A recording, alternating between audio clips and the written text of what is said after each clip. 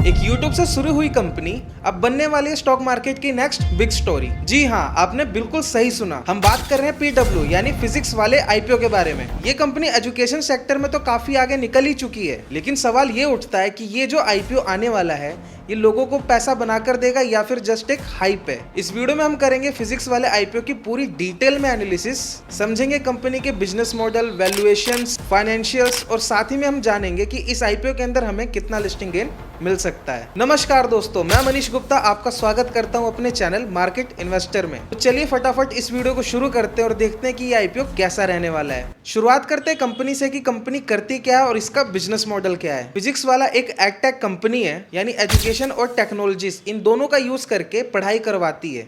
ये company competitive exam के लिए कोर्सेज ऑफर करती है, जिसमें जेई, नीट, यूपीएससी जैसे बड़े बड़े एग्जाम शामिल हैं। साथ ही में ये कंपनी अपस्किल कोर्सेज भी देती है, जैसे data science, analytics, banking and finance और साथ ही में सॉफ्टवेयर डेवलपमेंट। और अब इस कंपनी ने ऑफलाइन और अपने हाइब्रिड सेंटर्स भी ओपन कर दिए हैं, जैन के स्टूडेंट विजिट करके ऑफलाइन पढ़ाई कर सकते हैं और बाकी तो ये ऑनलाइन पढ़ाई तो करते ही थे। इस टाइम पर इस कंपनी के 4.13 मिलियन ऑनलाइन यूजर्स ने इनका पेड कोर्स लिया हुआ है। अगर इनका पर यूजर एवरेज कलेक्शन निकाला जाए तो वो निकल कर आता है 3,930 रुपीज का, जो कि एक बहुत ही ज्यादा मैसिव नंबर बन जाता है। अभी इसके 303 ऑफलाइन सेंटर्स बन चुके हैं। इस कंपनी के अंदर 6,267 टीचर्स काम कर रहे हैं। बात करेंगे अगर एम्प्लॉइज की तो वो टोटल 18,000 से भी ज्यादा है, जिससे हमें पता लगता है कि कंपनी की जो मैनेजमेंट और चलाने वाली क्षमता है वो काफी ज्यादा बड़ी देखने को मिल रही है। 2025 तक फिजिक्स वाला ने 4,328 बुक्स पब्लिश कर दिए हैं, जिसके इनकी बैलेंस शीट में एक एडिशनली रेवेन्यू जुड़ जाता है। तो कुल मिलाकर के हम कह सकते हैं कि फिजिक्स वाला ऐसी कंपनी है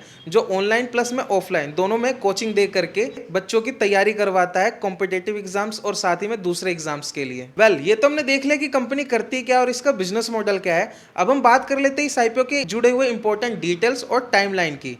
तो शुरुआत करते हैं टाइमलाइन से। तो इस IPO की जो ओपनिंग है वो 11 नवंबर से लेकर के 13 नवंबर तक की रहने वाली है। इसके बीच में आप इस IPO के अंदर अप्लाई कर सकते हैं। बात करेंगे इस IPO की अलॉटमेंट की, तो वो आपको 14 नवंबर को देखने को मिलेगा। इसका जो अलॉटमेंट है वो MUFG के साइट पर पता लगेगा। अगर किसी पर्सन को भी इसका अलॉटमेंट नहीं मिलता तो 17 नवंबर को जो रिफंड है वो इनिशिएट कर दिया जाएगा। बात करेंगे इसकी लिस्टिंग की, तो वो हमें 18 नवंबर को देखने को मिलेंगी, यानी आप 18 नवंबर को सुबह 10 बजे इनके शेयर्स के अंदर बाय और सेल कर सकते हैं। ये तो हमने देख लिया टाइमलाइंस को। चलिए अब हम जान लेते हैं इस IPO से जुड़े हुए डिटेल्स के बारे में। इस IPO का जो टोटल इशू साइज रहने वाला है वो हमें यहाँ पर 3,480 रुपीज का देखने को मिलेगा, जिसमें से 3,100 का फ्रेश इशू है। बाकी जो बचा हुआ 380 करोड़ रुपए ये ऑफर फॉर सेल है। और बात करेंगे अगर इसके हम प्राइस बैंड की, तो वो हमें यहाँ पर 103 रुपए से लेकर के 109 रुपए तक के देखने को मिलेंगे और इसके एक लॉट के अंदर 137 शेयर्स देखने को मिलेंगे। अगर कोई इस कंपनी से जुड़ा हुआ इंप्लॉय इस IPO के अंदर अप्लाई करना चाहता है तो उसको यहाँ पर 10 रुपए का एडिशनली डिस्काउंट देखने को मिलेगा। अब हम बात कर लेते हैं, अगर आपको इसका एक लॉट अप्लाई करना है तो आपके पास 14,933 रुपीज की अमाउंट होनी चाहिए। बिग HNI, स्मॉल HNI की डिटेल्स आप ऊपर चेक कर सकते हैं। इसी के साथ अगर हम रिजर्वेशंस की बात करेंगे तो 75% का जो स्टेक है वो QIB को ऑफर किया जा रहा है। 10% का जो स्टेक है वो रिटेल कैटेगरी को, और बाकी जो बचे हुए 15% का स्टेक है वो नेट इंस्टीट्यूशनल इन्वेस्टर्स को ऑफर किए जा रहे हैं। ये तो हमने IPO से जुड़े हुए सारी डिटेल्स को चेक कर लिया। अब हम बात कर लेते हैं इसके कुछ फंडामेंटल डिटेल्स और फाइनेंशियल्स की। शुरुआत करते हैं इसके असेट से। तो 2023 के अंदर जो इसका असेट था वो 2082 करोड़ का था। मार्च 2024 में इंक्रीज होकर हो जाते हैं 2480 करोड़ के, और 2025 के अंदर जो इसके असेट है लगभग 5,000 करोड़ के हो जाते हैं।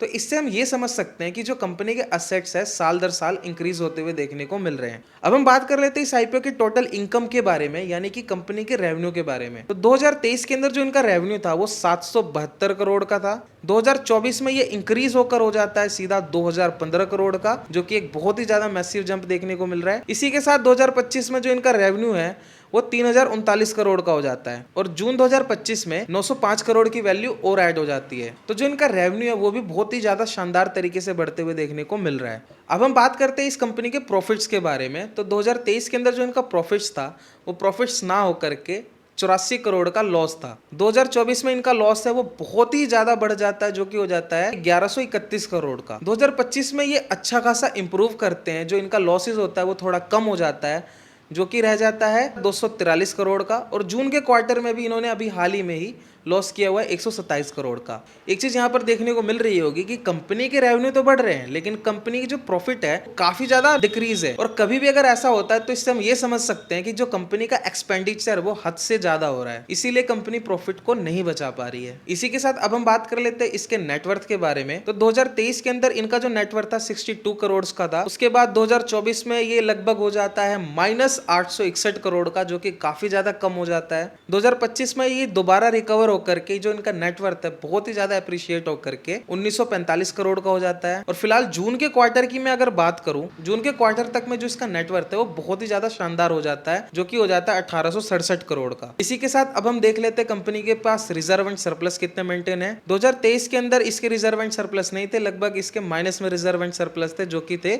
187 करोड़। मार्च 2024 में -1254 करोड़। और बात करेंगे 2025 की, तो इस टाइम पर जो इनके रिजर्व एंड सरप्लस है वो पॉजिटिव में आकर के 887 करोड़ के हो जाते हैं। यानी कि कंपनी का रिजर्व एंड सरप्लस अच्छा खासा इस टाइम पर मेंटेन होते हुए देखने को मिल रहा है। अब हम बात कर लेते हैं कंपनी के ऊपर बोरोइंग्स कितने, यानी कंपनी के ऊपर कर्ज कितना है। तो 2023 के अंदर 956 करोड़ का लोन था इनके ऊपर। 2024 में ये अच्छा खासा नंबर इंक्रीज होकर हो जाता है 1687 करोड़। मार्च के अंदर ये अपना ऑलमोस्ट लोन को रिकवर कर चुके होते हैं, जो कि 33 लाख का लोन रह जाता है। और जून के क्वार्टर की मैं बात करूं, जून 2025 के क्वार्टर की मैं बात करूं, इस टाइम पर फिलहाल इस कंपनी के ऊपर 1.55 करोड़ का लोन देखने को मिल रहा है। इस कंपनी के पास इतना पैसा है, ये जब चाहे तब अपने लोन को रीपे कर सकती है। इसी के साथ कुछ और फंडामेंटल डिटेल हम चेक कर सकते हैं। कंपनी का रिटर्न ऑन नेटवर्थ है वो -12.50% का देखने को मिल रहा है, जो कि नेगेटिव है। और साथ ही में जो कंपनी का प्रॉफिट मार्जिन है वो माइनस में 8.43% का देखने को मिल रहा है। यानी कंपनी के पास पैसे आ रहे हैं, कंपनी बिजनेस भी कर रही है, लेकिन कहीं ना कहीं जो कंपनी है ये अपने प्रॉफिट्स के लिए काफी ज्यादा स्ट्रगल कर रही है। इसी के साथ कंपनी का प्राइस टू बुक वैल्यू है वो 14.10 का देखने को मिल रहा है। इस कंपनी का जो मार्केट कैपिटलाइजेशन है वो 31,526 करोड़ का होने वाला है। यानी ये जो कंपनी लिस्ट होगी डायरेक्ट स्मॉल कैप में लिस्ट होगी। इसी के साथ बात करेंगे इसके पी रेशो की, तो वो -116 की है। तो याद रखना, कभी भी अगर पी रेशो माइनस होता है, इससे हम समझ सकते हैं कि कंपनी अभी प्रॉफिट में नहीं है, ये कंपनी अभी लॉस ही कर रही है। ये तो हमने देख लिया कि कंपनी की फाइनेंशियल और उसके फंडामेंटल्स क्या है। बाकी बात करेंगे इसके पीयर कंपैरिजन की, तो फिलहाल इस टाइम पर इसके पीयर कंपैरिजन कोई भी नहीं है। तो एक तरह से हम कह सकते हैं ये जो कंपनी लिस्ट होगी इस सेगमेंट के अंदर पहली कंपनी लिस्ट होगी। अब हम बात कर लेते हैं इस आईपीओ की जीएमपी के बारे में, जिससे हम एक प्रॉफिट का अंदाजा लगा सकते हैं। फिलहाल इस आईपीओ का जो जीएमपी वो 5 रुपए से ऊपर का देखने को मिल रहा है। अगर हम परसेंटेज टर्म्स की मैं बात करें तो 4.59% का देखने को मिल रहा है। बाकी जितने भी आईपीओ उसकी जो जीएमपी वो टाइम टू टाइम चेंज हो जाते हैं, इस पे हम रिलायबल नहीं रह सकते हैं। अगर आपको जीएमपी के अपडेट्स चाहिए तो आप हमारे टेलीग्राम ग्रुप से जुड़ सकते हैं, जिसका लिंक मैंने डिस्क्रिप्शन में मेंशन कर रखा है। वहां पर मैं स्टॉक मार्केट और आईपीओ से रिलेटेड जितने भी अपडेट्स है मैं वहां पर पोस्ट करता रहता हूं। तो आप हमारा टेलीग्राम ग्रुप डिस्क्रिप्शन से ज्वाइन कर सकते हैं।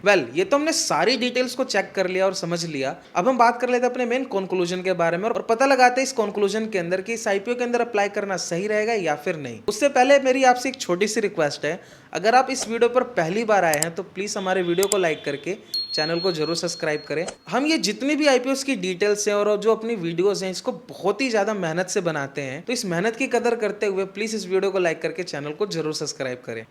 अब हम बात कर लेते हैं अपने मेन कंक्लूजन के बारे में।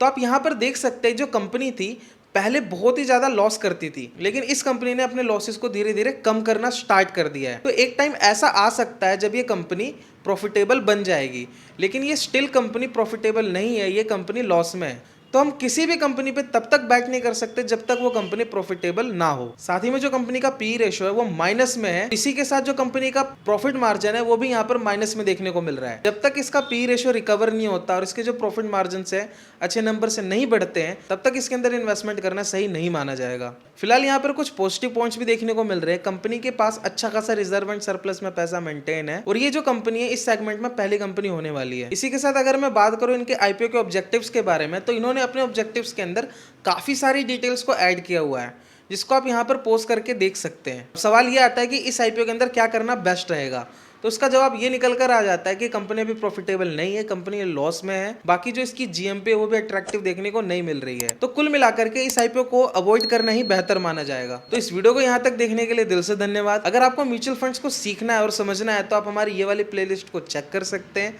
मैं मिलता हूँ आपको उस प्लेलिस्ट के अंदर। तब तक के लिए आप अपना ख्याल रखिए। गुड बाय, जय हिंद।